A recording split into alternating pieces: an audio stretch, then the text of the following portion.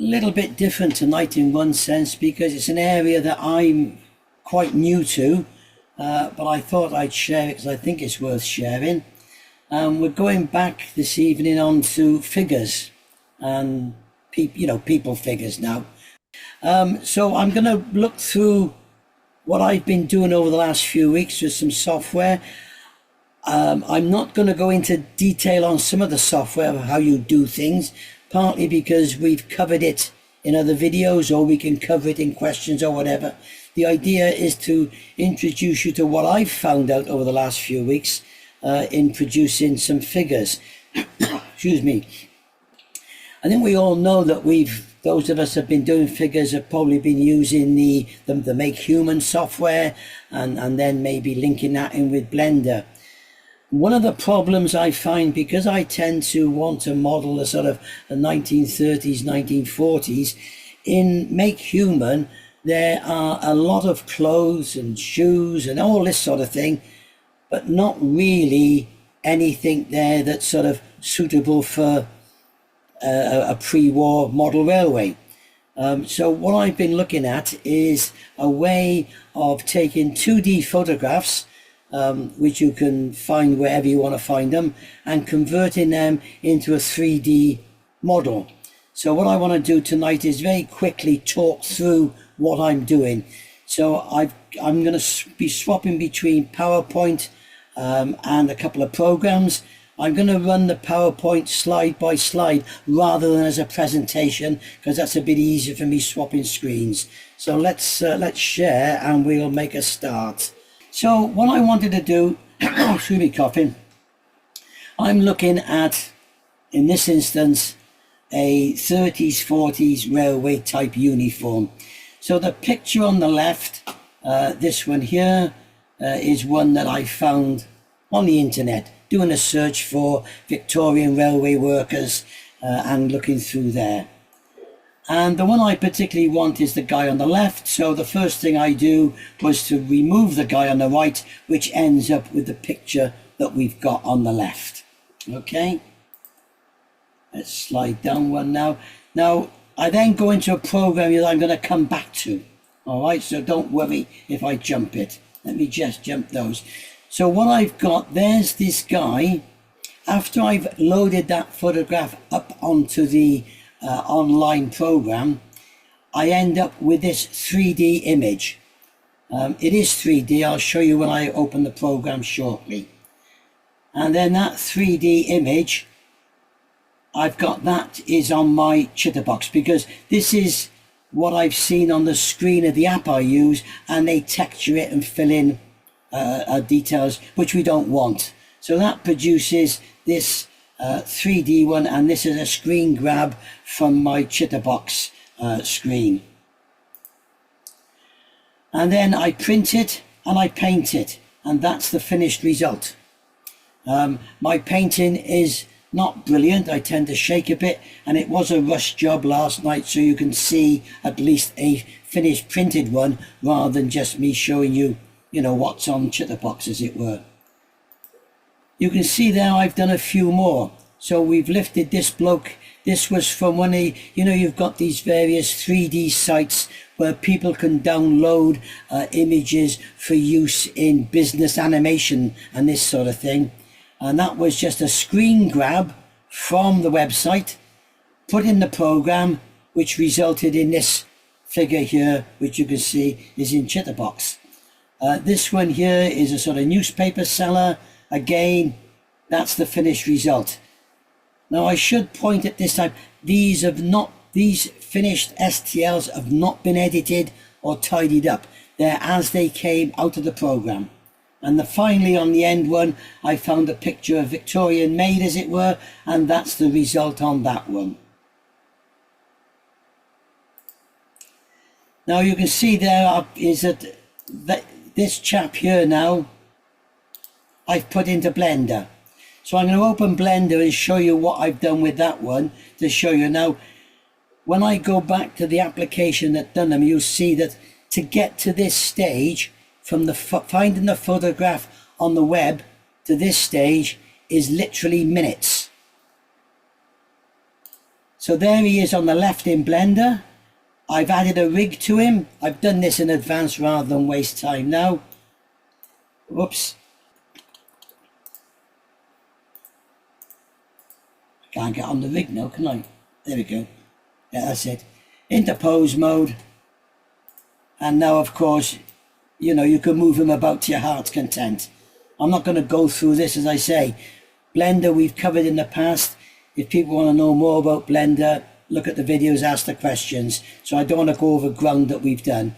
And what I did with this one was to lift the leg and alter the head on one side to put a different pose. At this point, I should add, the only bits you can't pose is when you've got a hand like this, which is already in there. And the hand from the body. Otherwise, you can't do it because it's all part of the same thing. So let me just minimize that one then. And you can see there the finished result where I've changed that one into this one very quickly just to show that you're doing it. Now, whoops, wrong way. From importing it into Blender and adding the rig, 5-10 minutes. So less than 20 minutes, and I've got a 3D model that I can't do in Make Human because the clothes are not there for what I want. So let's go back and see how we get to that 3D model. There it is. Now this is the program that we use. It's Meshy.ai. I'm currently using the free version. They, again, as we were talking earlier, the paid one, I think the basic one is something like about $15 or $16 a month. I'll come back to that in a moment. So you go into new model, and I'm not going to go through all this because it's not the fastest of programs in the free version. You click or you upload and drag your image into here. Once it's in here, you press the generate button, and what you'll end up then is, we get there. Give it time. You then get a model there that's generated from the 2D image. It will also give you 4 other ones, and you can, which are all slightly different, and you can pick which one you want. If I go on to my railway worker down here, that's the 3D one that was generated from the picture that I put in. You'll recognize him from the picture. That generates these 4, and you pick which one you want. So if we were to pick one of them there, I'm going to confirm, and then it will just generate it.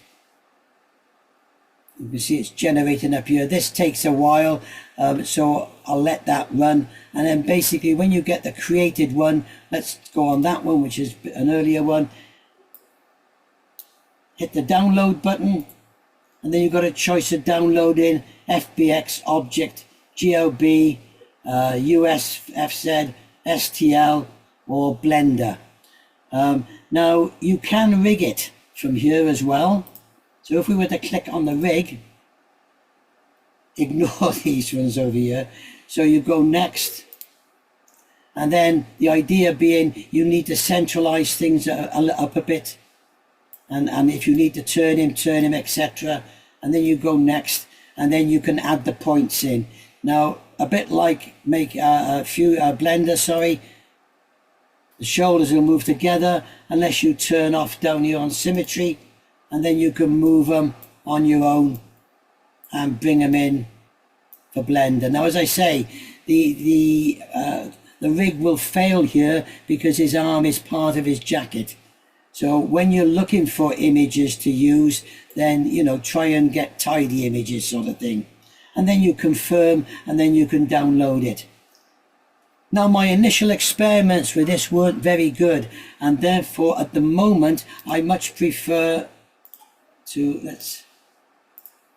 download the STL or even the Blender file, load that in Blender, add a rig in Blender, and then change my poses there. I may go back to using this one. I just haven't got the hang of it yet. I can't find anything at the moment that justifies paying for the paid version, other than the fact that you can only work on one model at a time in the free one. The paid one gives you more scope. The paid one also is that when you load the 2D in and create the mesh, the paid version allows you to remesh it a couple of times till you're satisfied. What I plan to do, because I do not plan on paying X dollars per month, what I might do is in a few months' time, when I've collected a collection of suitable photographs, I'll pay my month's subscription, go on, grab what I want, and cancel my subscription, because I don't want to be paying that every month for the odd figures. But it seems to work very well. You can see, let's pull that one up there. It adds the colours it adds are immaterial to us, because you're going to end up painting it anyway.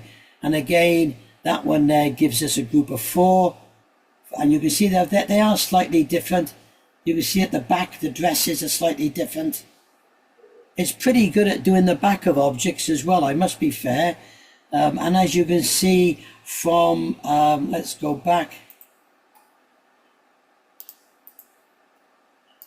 And as you can see there, I mean, this is a 25mm height figure, which I've just plonked in there to look, see how it scales. I've enlarged it there a bit. And you have the facial details are there. You can see the ear in the eyes. Depending upon how good you are, whether you can paint it successfully is another matter. But it does mean now you can come up with it. It will work with any object, not just figures. It will work with other things as well. The thing I think from our point of view is if you can find photographs where their arms are out separate from their body, then obviously you'll have more chance of having different poses by moving their hands. I can show you this if I go back to, I think it's one of these, is it? Yeah, I've animated this one within this program, and you can see what's happened.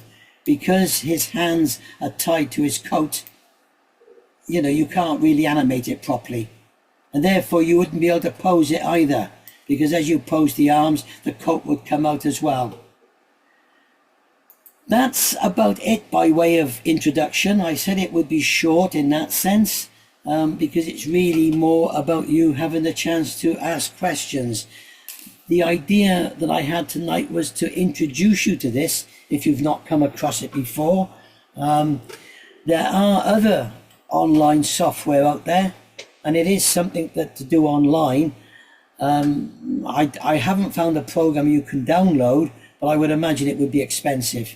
But I've been playing with it now for the last month, and I'm quite pleased with the results. And as far as I'm concerned, that finished model was fine. Now I should add one other thing on here, that's how it's come into Blender. And the other one was the same. And these printed out fine, although they look a bit smudgy. Now, if you wanted to, I can never swing round in pen. If we look at all these creases, there's no reason now in Blender why you can't use Blender tools to smooth them out and tidy them up and sharpen things up once you've got your basic model. But for me, what I wanted to do was to find a way of producing a model that I could paint, put on the railway, and when viewed from sort of 2-3 feet, looks good. I don't really want to become an expert in Blender, but certainly you can see that you can make alterations. I would guess that if you were modeling in O gauge or larger, then you might want to use the power of Blender to tidy up your model. But on OO gauge, to be honest, I think you'll agree with what's coming out. They're pretty good.